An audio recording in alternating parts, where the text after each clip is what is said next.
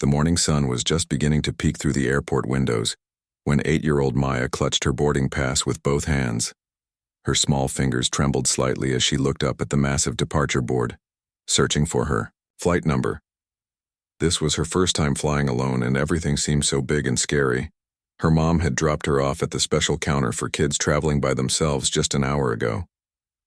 Maya could still feel the warmth of her mother's hug and hear her gentle voice saying, "You're going to be just fine, sweetheart. Grandma Rose is waiting for you in Chicago, and she's so excited to see you." Maya wore her favorite purple dress with tiny flowers on it, the one Grandma Rose had sent for her birthday last month. Around her neck hung a bright yellow lanyard with a special badge that read, "Unaccompanied Minor." She didn't really understand what all the words meant, but the nice lady at the counter had explained that it was like a magic pass that would help the airplane people take extra good care of her. In her small backpack, she carried everything that made her feel safe. There was Peanut, her stuffed gray elephant with the floppy ears that she'd had since she was 3. Her mom had packed her favorite coloring books, the ones with princesses and castles, along with a brand new box of 64 crayons. There was also a sandwich in case she got hungry before the airplane food, and a small photo of her and her mom at the beach last summer. As Maya walked toward her gate, holding the hand of Ms. Rodriguez, the airport helper assigned to guide her, she marveled at how busy everything was. People rushed past them with rolling suitcases, talking on phones and checking their watches. The smell of coffee and fresh pastries filled the air from the little shops they passed. "Are you excited to see your grandma?" Ms. Rodriguez asked with a warm smile as they reached the gate area. Maya nodded enthusiastically. "Grandma Rose makes the best chocolate chip cookies in the whole world, and she promised to teach me how to knit. She's making me a scarf that's purple and pink because those are my favorite colors." While they waited for boarding to begin, Maya pressed her nose against the big window and watched the airplanes. Some were tiny, others were huge like the one she would be riding. Workers in bright vests moved around the planes, loading bags and checking things. It was like watching a busy anthill, but with people instead of bugs. On the other side of the airport, in the first-class lounge, a man in a dark business suit was having a very different kind of morning. James Richardson, the CEO of Skyline Airlines, sat in a leather chair reviewing papers from his briefcase. At 52, he had built his airline from a small regional company into one of the country's most respected carriers. But today, instead of taking his usual private jet, he had decided to fly commercial on one of his own planes. "I need to see what our passengers really experience," he had told his assistant earlier that week. "The only way to truly understand our service is to be a regular customer." So here he was, dressed like any other business traveler, with a ticket for seat 2A on Flight 447 to Chicago. His expensive suit and polished shoes were the only hints that he might be more than just another passenger. He had specifically asked his staff not to inform the crew of his presence. He wanted to see the real service, not the special treatment he usually received. Meanwhile, in the crew preparation area, the flight attendants were getting ready for another day of work. Sandra Mitchell checked her appearance in the mirror, last time, smoothing down her navy blue uniform and adjusting her silver wings pin. At 38, she had been working for Skyline Airlines for 15 years, but lately, her job satisfaction had been declining.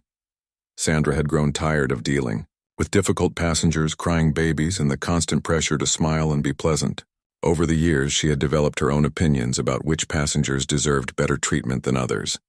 She believed that some people were naturally more important, more deserving of respect and attention. These beliefs, though wrong, had slowly poisoned her attitude toward her work. "Another full flight today," commented Jessica, a younger flight attendant who had joined the team just 2 years ago.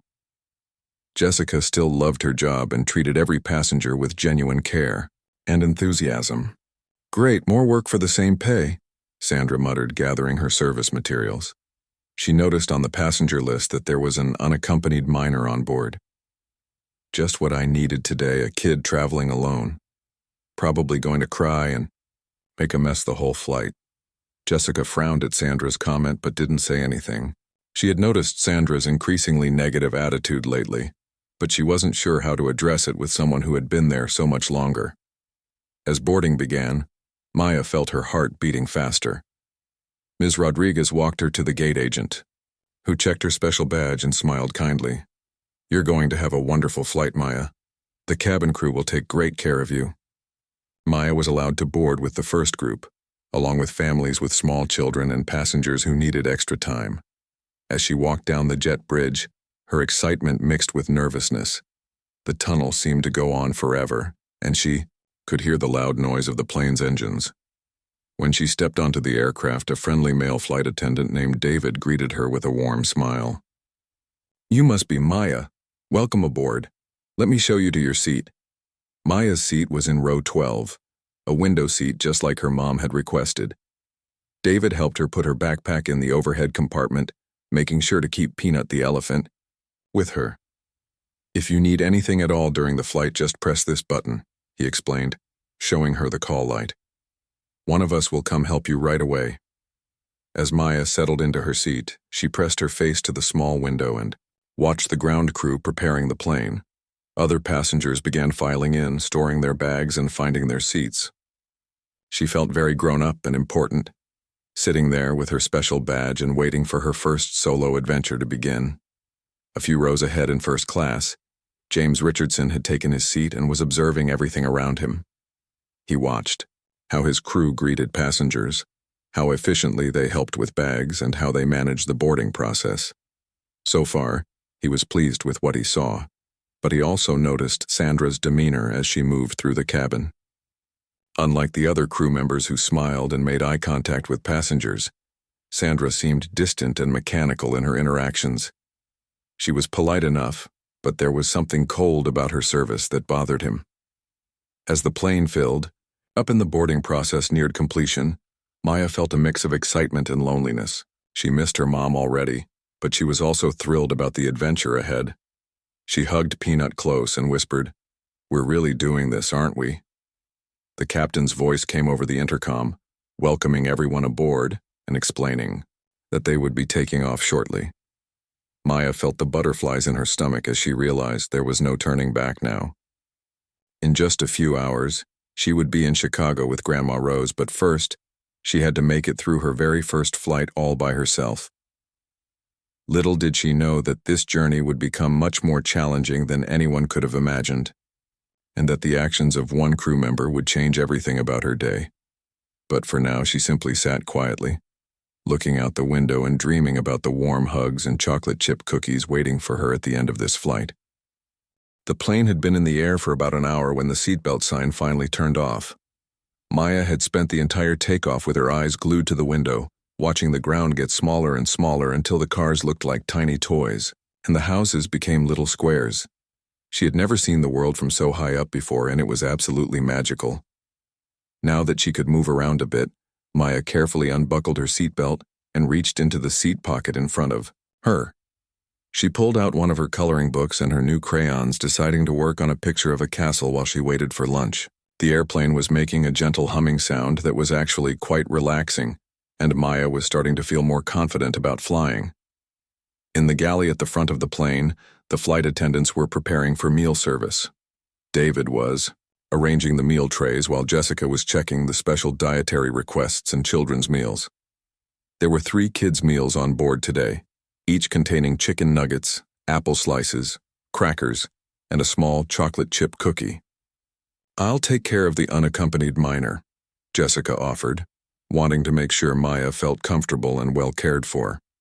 She had noticed the little girl sitting quietly in her seat, coloring peacefully and occasionally looking out the window with wonder, but Sandra quickly stepped in front of her. "I'll handle the meal service for the economy section today," she said firmly. "You can focus on first class and business." Jessica felt a bit confused by Sandra's insistence, but she didn't want to argue. Sandra was more senior after all, and maybe she just wanted to stay busy. "Okay, but make sure to check on Maya.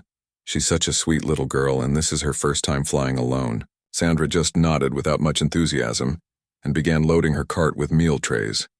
As she started down the aisle, her demeanor was professional but noticeably cold. She served the first few rows efficiently, offering passengers their choice between chicken and pasta with a practiced smile that didn't quite reach her eyes. But as Sandra moved through the cabin, Her behavior began to show troubling patterns. She was noticeably warmer and more attentive with some passengers than others. When she reached the businessman in row 8, she spent extra time explaining the meal options and even brought him an extra roll without being asked. For the elderly, white couple in row 10, she made sure they had extra napkins and checked if they needed anything else. However, when she approached other passengers, particularly those who didn't look like her or dress as expensively, her service became noticeably more rushed and less friendly. Her smile would fade, her voice would become monotone, and she would move on quickly without offering the same level of care. Maya was coloring a princess dress bright purple when she heard the meal cart approaching her row. She looked up excitedly, her stomach rumbling softly.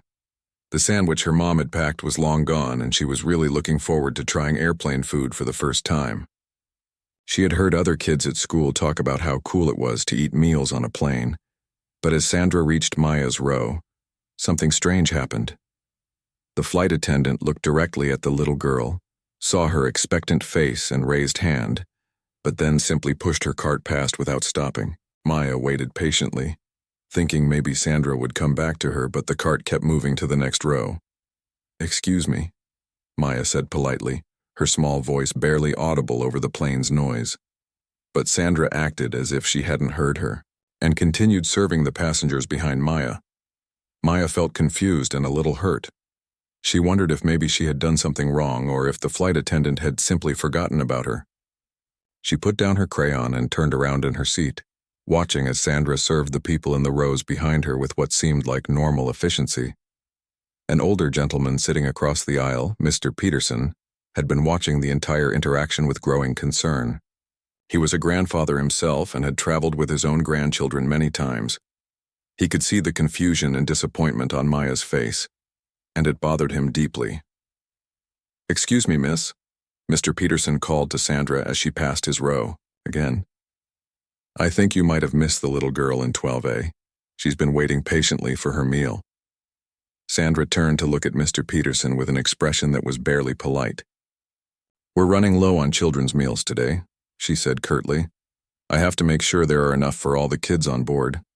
But Mr. Peterson could see through the small galley opening that there were still children's meals stacked on the U counter.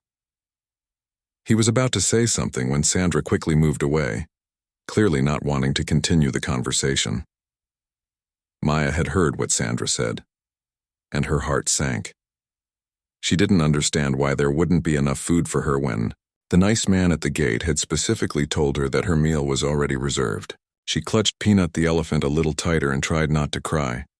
Her mom had always taught her to be polite and patient, so she decided to keep waiting quietly. In first class, James Richardson had been observing the meal service with the trained eye of someone who understood customer service inside and out. He had built his airline's reputation on treating every passenger with dignity and respect, regardless of their background or the price of their ticket. What he was witnessing now was making him increasingly uncomfortable. Richardson had noticed Sandra's inconsistent behavior throughout the cabin. He watched as she lingered with some passengers, offering extra service and genuine smiles, while rushing through others with barely concealed indifference. But what really caught his attention was how she had completely skipped over the young girl in 12A. He could see Maya from his seat, sitting quietly with her coloring book, occasionally looking hopefully toward the galley. The child was clearly waiting for her meal, and Richardson knew that unaccompanied minors were supposed to receive special attention and care. This was not just company policy, it was basic human decency. As Sandra continued her service, more passengers began to notice the disparity in treatment. Mrs. Chen, an elderly woman sitting near Maya, had been traveling for over 40 years and had never seen anything quite like this. She watched as Sandra served everyone around Maya while continuing to ignore the child completely. "This is not right," Mrs. Chen whispered to her husband.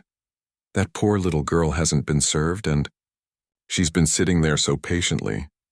Other passengers were beginning to murmur among themselves, some pulling out their phones to discreetly record what they were seeing. In today's world, people were more aware of discrimination and unfair treatment, and what was happening was becoming impossible to ignore. Maya finally worked up the courage to press her call button, the one David had shown her during boarding. The little light above her seat came on, and she waited hopefully for someone to come help her. But when Sandra saw the light, she simply reached up and turned it off without even looking at Maya. "My call light isn't working," Maya said softly. To the woman sitting next to her, a kind-looking teacher named Ms. Williams who was returning home from a conference. Ms. Williams had been watching the situation unfold with growing anger. As an educator, she had spent her career advocating for children, and what she was witnessing was absolutely unacceptable. "Honey, your light is working just fine," she said gently. "Sometimes grown-ups make mistakes, but this isn't your fault. At all." The atmosphere in the cabin was becoming increasingly tense as more passengers realized what was happening. Some were recording on their phones, others were whispering among themselves, and a few brave souls were preparing to speak up directly. The discrimination was becoming so obvious that it was impossible to ignore or excuse. Sandra, meanwhile, seemed oblivious to the growing attention her behavior was attracting. She was so focused on her own prejudices and assumptions that she failed to notice the shocked faces and disapproving looks of the other passengers. She had convinced herself that her actions were justified, that some passengers simply deserved better treatment than others. Maya continued to wait patiently, her small stomach rumbling and her eyes occasionally filling with tears that she tried hard to blink away. She didn't understand what she had done wrong, but she was determined to be brave like her mom had told her to be. Little did she know that her quiet dignity in the face of such unfair treatment was touching the hearts of everyone around her and building toward a confrontation that would change everything. By now, Maya had been sitting without food for over 30 minutes while watching everyone around her finish their meals. Her small hands were folded in her lap, and she was trying very hard to be the good girl her mother had raised her to be. But her stomach was making soft rumbling sounds, and she was starting to feel weak and sad. The smell of the airplane meals filled the cabin, making Maya's hunger even worse. She could see other passengers enjoying their chicken and pasta, and she wondered again what she might have done wrong. Maybe she wasn't supposed to fly by herself after all. Maybe she should have stayed home with her mom. Jessica had finished serving first class and was walking back through the cabin when she noticed Maya sitting alone, looking smaller and sadder than before. Something about the scene bothered her deeply. She had specifically asked Sandra to take care of the unaccompanied minor, but the little girl clearly hadn't been served. "Hey, sweetie," Jessica said softly, crouching down next to Maya's seat. "How are you doing? Did you get your lunch yet?" Maya looked up with hopeful eyes. "The other lady said there weren't enough kids' meals left," she whispered. "But I'm getting really hungry and my tummy hurts a little bit." Jessica felt her heart break. She knew for certain that there were still children's meals available because she had counted them herself less than an hour ago. "You know what, honey? Let me go check on that for you right now. I'll be right back, okay?" Maya nodded, holding Peanut the elephant a little tighter. For the first time since takeoff, she felt like maybe everything would be okay after all. Jessica walked quickly to the galley, where she found Sandra organizing supplies with an annoyed expression on her face. "Sandra, the little girl in 12A, hasn't been served yet. She's really hungry, and she told me you said there weren't enough children's meals." Sandra barely looked up from what she was doing. "That's right. We're running short today. These flights are always overbooked, and kids' meals are the first thing to run out." But Jessica could see the children's meals sitting right there on the counter. There were still 2 left, clearly visible. "Sandra, there are kids' meals right here, I can see them. Why didn't you give one to Maya?" Sandra's face hardened. "Look, Jessica, I've been doing this job a lot longer than you have. Sometimes we have to make difficult decisions about who gets what. That child will be just fine waiting until we land." Jessica stared at Sandra in disbelief. She couldn't understand how anyone could be so cold toward a hungry child, especially one traveling alone who was depending on them for care. "Sandra, she's 8 years old and flying by herself. She's our responsibility." "She's not my responsibility," Sandra snapped, her true feelings finally showing. Her parents should have packed her enough food if they were so worried about it. Without waiting for Sandra's permission, Jessica grabbed one of the children's meals and started walking back toward Maya's seat. She had never directly disobeyed a senior flight attendant before, but she couldn't stand by and watch a child go hungry because of someone else's heartless attitude. "Wait just a minute," Sandra called out, following Jessica down the aisle. Her voice was loud enough that several passengers looked up from their meals to see what was happening. Jessica was halfway to Maya's seat when Sandra caught up with her and grabbed the meal tray right out of her hands. "I told you we're saving these for other passengers," Sandra said, her voice carrying clearly through the quiet cabin. Maya looked up hopefully when she saw the two flight attendants approaching with what looked like her lunch. But her face fell when she saw Sandra take the tray away from Jessica. She didn't understand what was happening, but she could tell it wasn't good. "Please," Maya said in her small, polite voice. "I'm really hungry. My mom packed me a sandwich, but I ate it already, and my tummy really hurts now." Sandra looked down at Maya with an expression that shocked everyone who was watching. "Some children need to learn patience," she said coldly. "The world doesn't revolve around you just because you're traveling alone." The passengers nearby couldn't believe what they were hearing. Mr. Peterson, the grandfather sitting across the aisle, stood up from his seat. "Excuse me, but this is completely unacceptable. This child has been waiting patiently for over an hour, while everyone else has been served." "Sir, please return to your seat," Sandra said dismissively. "This is not your concern." But Mr. Peterson wasn't backing down. "When I see a child being treated unfairly, it absolutely is my concern. She's just a little girl and she's hungry." More passengers were starting to pay attention now. Mrs. Chen, who had been watching the situation develop, pulled out her phone and started recording. She had grandchildren of her own, and the thought of any of them being treated this way made her furious. Ms. Williams, the teacher sitting next to Maya, reached into her own meal container and pulled out her dinner roll. "Here, sweetheart," she said to Maya. "You can have this while we figure out what's going on." But Sandra immediately stepped between them. "Ma'am, I'm going to have to ask you not to share food with other passengers. It's against airline policy." "What policy?" Ms. Williams demanded. "I've never heard of such a thing, and I fly all the time."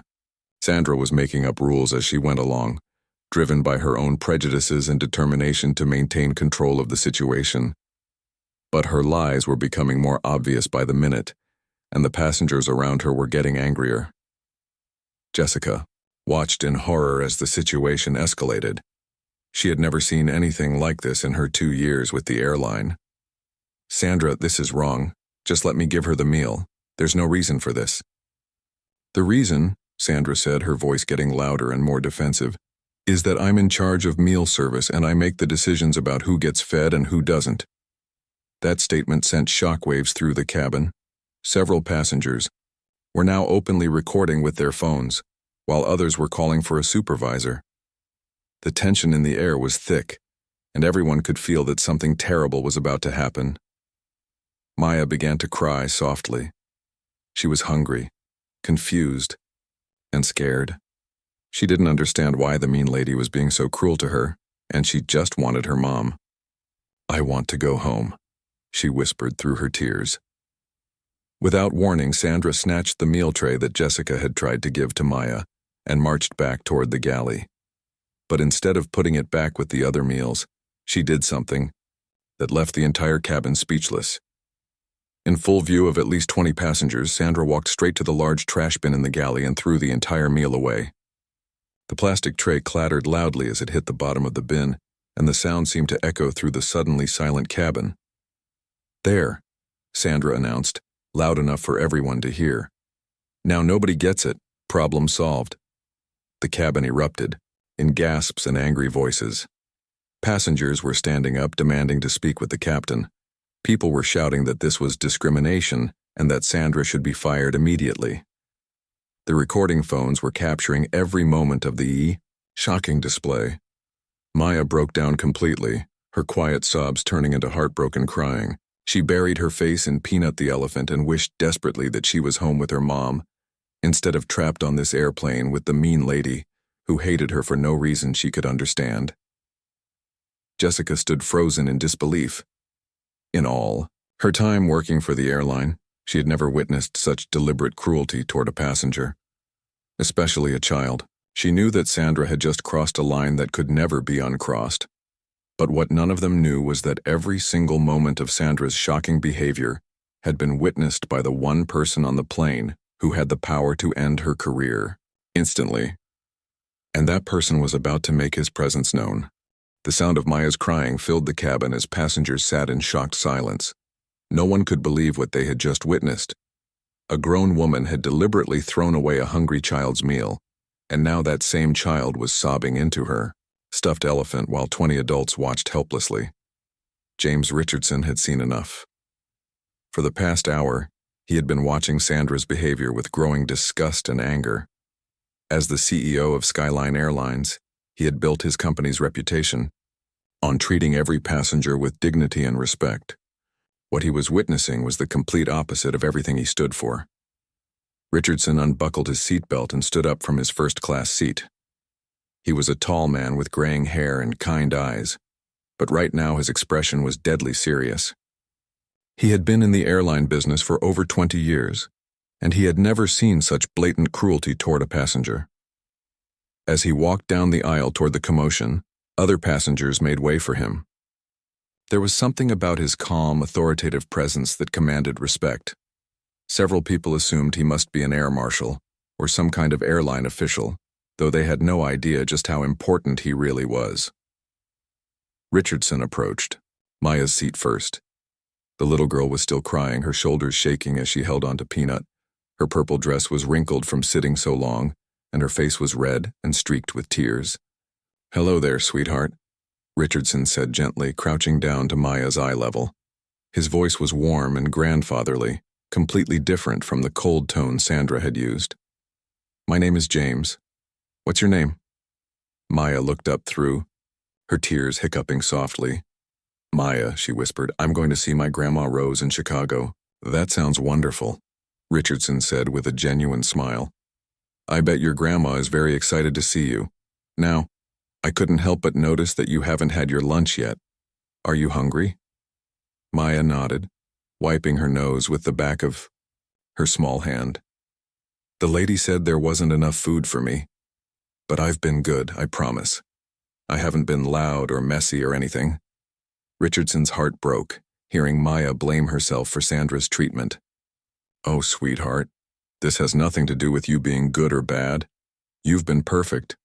Sometimes adults make very bad choices, and that's what happened here."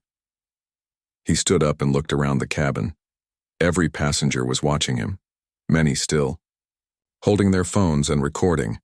The anger in the air was thick, and people were clearly waiting to see what would happen next. "Excuse me," Richardson called out, his voice carrying easily through the cabin. "I need to speak with the flight attendant who was handling meal service in this section." Sandra, who had been standing near the galley trying to avoid the angry stares of passengers, reluctantly walked over. She had been hoping the situation would die down, but clearly that wasn't going to happen. "Yes, sir?" Sandra said, trying to sound professional. "Is there something I can help you with?" Richardson looked at her with eyes that seemed to see right through her. "I'd like to understand why this child hasn't been fed. I watched the entire meal service and I saw that you deliberately skipped her row multiple times." Sandra's face flushed red. She wasn't used to being questioned so directly by passengers, and she didn't like it. "Sir, I really don't think this is any of your business. Please return to your seat and I'll handle this situation." "Actually," Richardson said calmly, "this is very much my business. You see, I have a responsibility to ensure that every passenger on this aircraft is treated with dignity and respect." "Look, mister," Sandra snapped, her professional mask finally slipping completely. "I don't know who you think you are, but I've been doing this job for 15 years. I don't need some random passenger telling me how to do my work." The cabin fell completely silent. Everyone could sense that something major was about to happen, but no one knew exactly what. Richardson remained perfectly calm, but there was steel in his voice when he spoke again. "My name is James Richardson," he said clearly, his words carrying to every corner of the plane. "And I'm the Chief Executive Officer of Skyline Airlines." The reaction was immediate and dramatic. Sandra's face went completely white. and she actually stumbled backward a step. Jessica, who had been watching from nearby, gasped audibly. Several passengers started whispering excitedly to each other, while others continued recording what was clearly going to be a historic moment.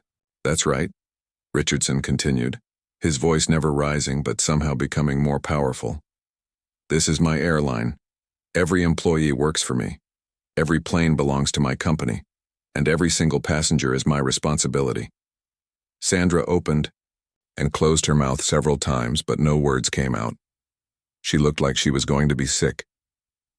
The woman who had been so arrogant and cruel just moments before now looked like a scared child herself. "For the past hour," Richardson continued, "I have watched you provide inconsistent service based on your own personal prejudices. I watched you ignore a hungry child who was depending on you for care. And then I watched you deliberately throw away her meal in a display of cruelty that has no place in my company or anywhere else." He turned to address the entire cabin, his voice carrying the authority of someone accustomed to being heard. "Ladies and gentlemen, I want you to know that what you witnessed today does not represent the values of Skyline Airlines. We are committed to treating every passenger with equal respect and dignity, regardless of their age, background, or any other factor." The passengers began to applaud, some standing up to show their support. Mr. Peterson, the grandfather who had first spoken up for Maya, was clapping enthusiastically.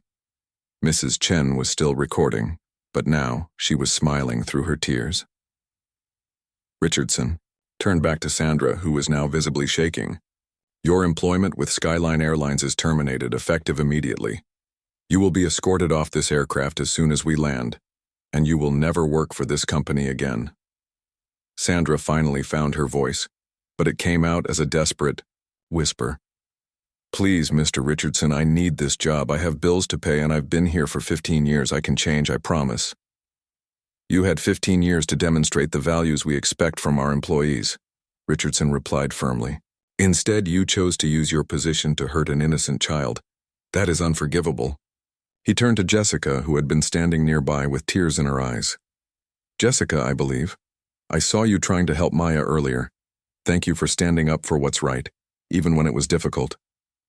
Jessica nodded, still too shocked to speak properly. "She was just so hungry, sir. I couldn't stand to see her waiting like that.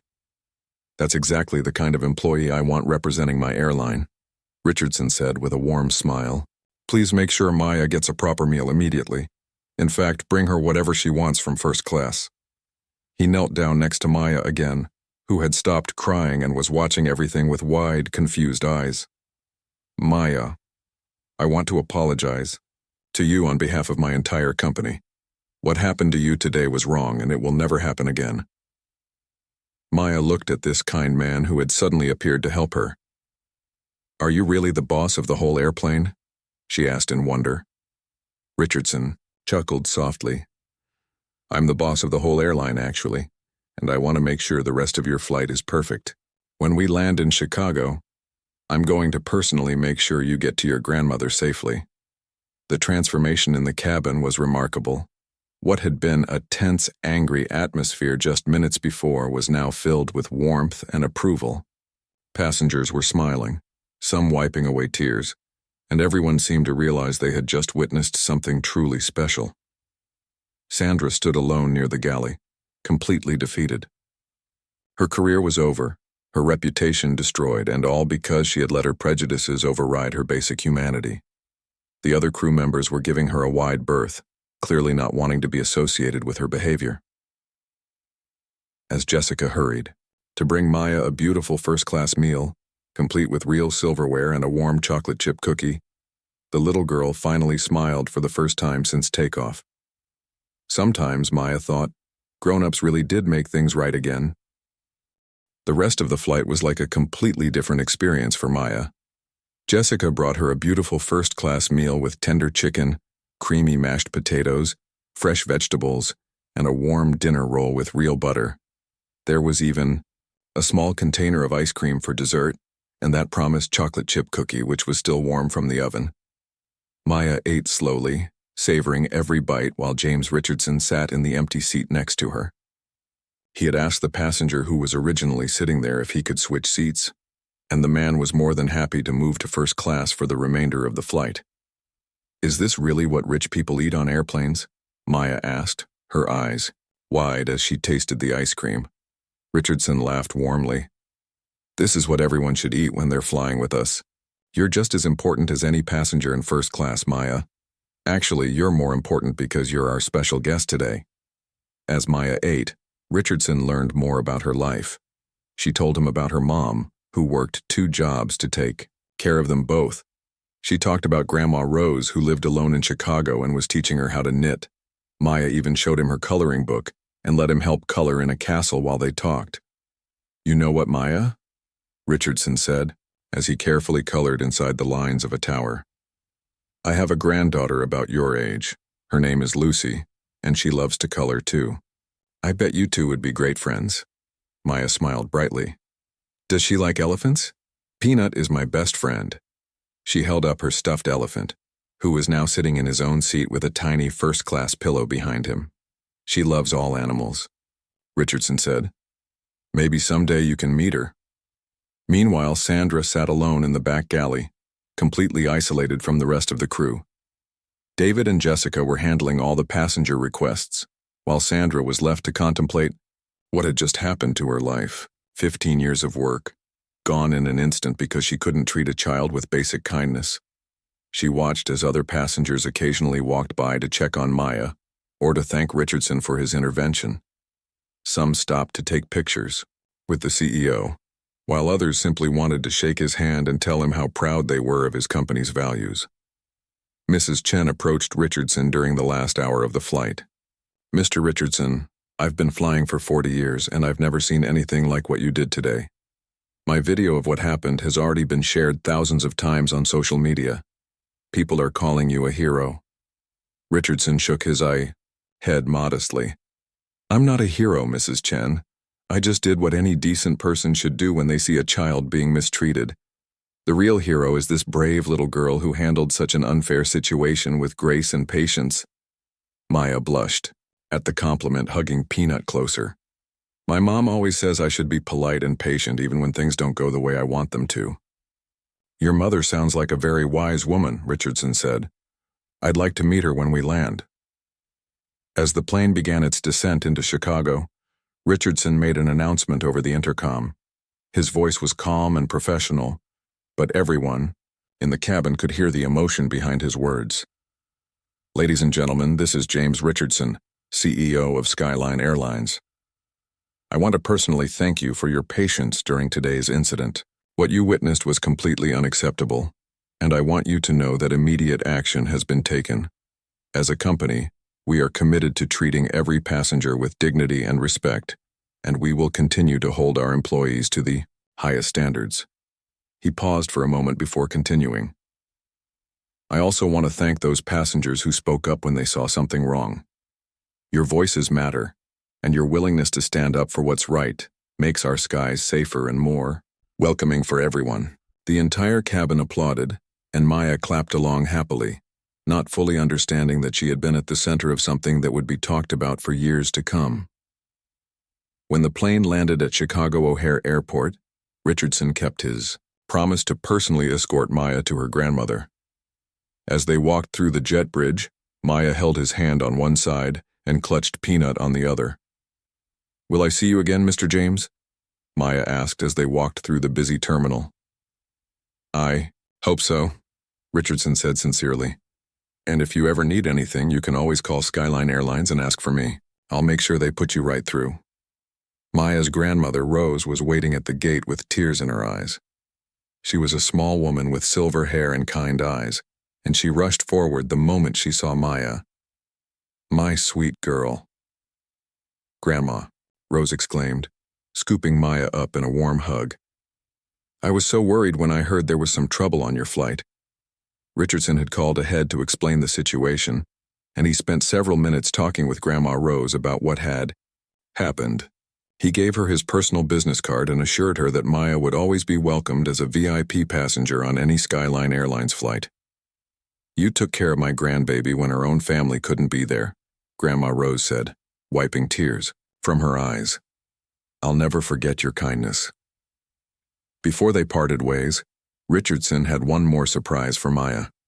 He presented her with a special golden wings pin, just like the ones the pilots wore, along with a letter that designated her as an official honorary junior captain of Skyline Airlines. "This means you'll always be special to our airline," Richardson explained as he pinned the wings to Maya's purple dress. "And anytime you fly with us, you'll get the best treatment we can possibly give." Maya beamed with pride, touching her new wings gently. "Wait until I tell Mom about this. She's never going to believe it." The story of what happened on Flight 447 spread quickly across social media and news outlets. The videos that passengers had taken went viral within hours, with millions of people praising Richardson's leadership and expressing outrage at Sandra's behavior. Within a week, Richardson had implemented new mandatory training programs for all Skyline Airlines employees, focusing on diversity, inclusion, and treating every passenger with equal respect. He also established a special program to ensure that unaccompanied minors always received extra attention and care during their flights. Sandra's termination became a case study in business schools across the country, showing how personal prejudices can destroy careers and damage company reputations. She struggled to find work in the airline industry again, as her behavior had become too well known for any respectable company to consider hiring her. But the most important outcome was the change in company culture that Richardson fostered.